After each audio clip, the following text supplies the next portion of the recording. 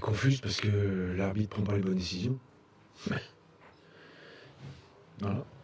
Le règlement est un peu ambigu. Mais moi, ce que je vois, c'est que j'ai un joueur avec une chaussure en sang, enfin une chaussette en sang, et que c'est normal que Pau la sorte pas. Mais c'est pas normal que l'arbitre n'arrête pas le jeu. Voilà. C'est dommage. Donc je pense que sur l'ensemble du match, il nous a privé de 2 points supplémentaires. Alors là, tu parles de la faute sur Senaya. Il y a eu l'action d'après aussi avec un contact dans la surface. Ça aussi, ça t'a... Non, c'est surtout, moi je pense, le contact avec Senaya, que l'arbitre doit arrêter le jeu. Mais quand t'es pas bon, t'es pas bon. Voilà, j'ai pas l'habitude, mais là, je sais pas d'où il sort lui. Mais c'est le lot des toutes petites équipes. Voilà. C'est dommage, parce que tu marques 2 buts absolument magnifiques. Je trouve que dans le jeu, c'était hyper cohérent. Et je suis frustré et déçu pour les joueurs. Voilà. Alors, sans parler de l'arbitre, est-ce que tu n'as pas l'impression aussi que vous auriez pu faire mieux en fin de match pour subir, notamment dans les sorties de balle, où ça a été un peu plus dur dans le dernier quart d'heure Ben oui, on peut toujours faire mieux. On peut pas prendre 2 buts. On peut en marquer un 3e. Mais c'est notre 3e match de la semaine. Et je pense que ça s'est pas vu. Je trouve que dans le jeu, c'était très bien. Après, voilà, tu finis. Il te manque peut-être un petit poil d'expérience ou de fraîcheur sur les 10 dernières minutes. Mais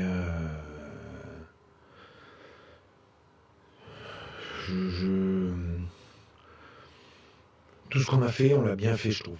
Voilà. Et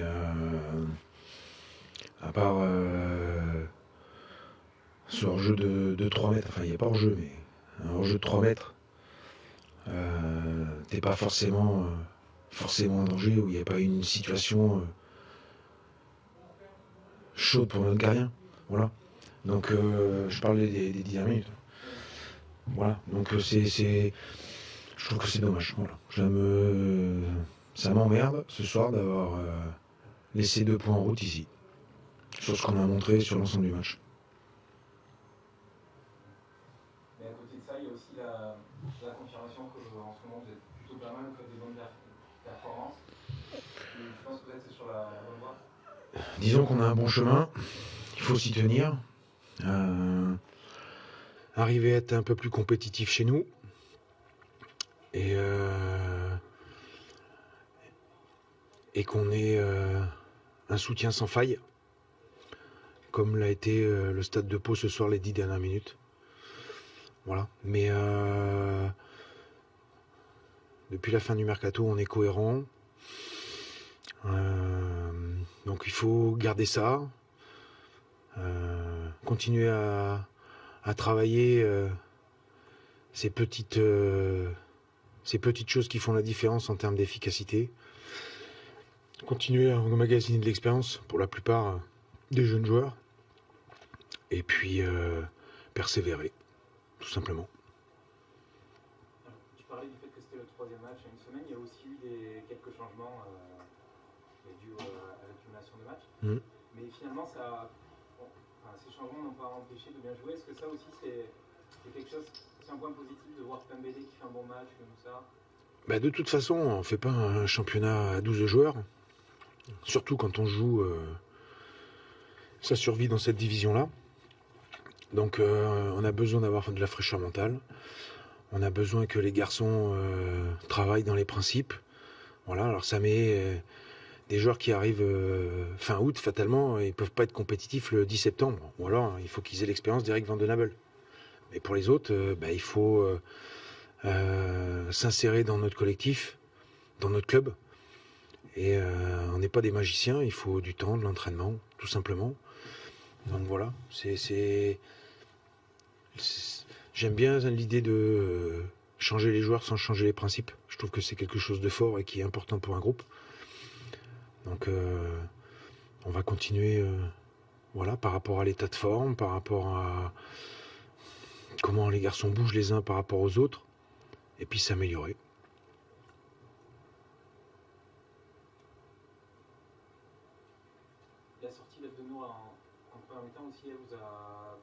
pas mal embêté du fait qu'il n'y ait pas de défenseurs sur le banc? Eh ben, de toute façon, nous, c'est pas compliqué. On perd un défenseur par journée de championnat. C'est incroyable. Nous, c'est les défenseurs chez nous qui se font prendre des caramels. Donc, mais bon, on est une équipe très défensive, très méchante. Donc fatalement, c'est emmerdant. Donc ouais, en défense centrale, c'est un casse-tête depuis un petit bout de temps. Donc heureusement qu'on en a pris déjà, parce que sinon on serait en slip. Après, c'est très embêtant parce que ça fait reculer Brad. Et ça, voilà, c'est bien sur une fin de match, mais sur une durée, c'est quand même emmerdant. Voilà. Et c'est pour revenir à ce que je demandais tout à l'heure, c'est un peu là aussi peut-être où sa qualité pour faire ressortir le ballon a manqué, le fait qu'il soit plus dans la défense. Il est important pour ça c'est vrai.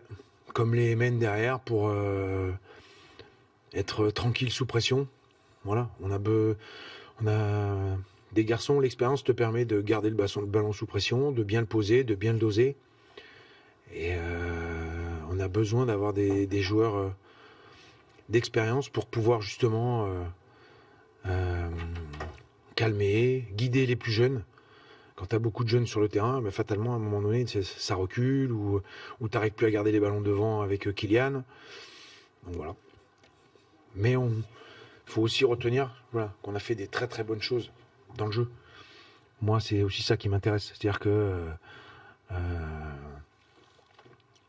des matchs comme ça, on doit être capable de les refaire, de les re-refaire, de les re-refaire. D'avoir confiance dans nos principes, parce que c'est nos principes qui nous ont marqué 2 buts. Enfin, après, il y a la présence, il y a la qualité. Mais dans la construction, c'était super. Voilà. Merci. Merci.